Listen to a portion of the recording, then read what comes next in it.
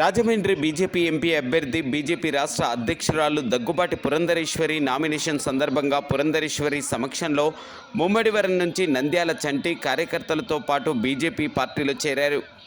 కార్యక్రమంలో సోము వీర్రాజు, బీజేపీ రాష్ట్ర ప్రధాన కార్యదర్శి కాశీ విశ్వనాథరాజు, బీజేపీ ప్రముఖ నేత దంతలూరి నరేంద్ర ఇంకా బీజేపీ పెద్దల సమక్షంలో బీజేపీ పార్టీలో చేరారు.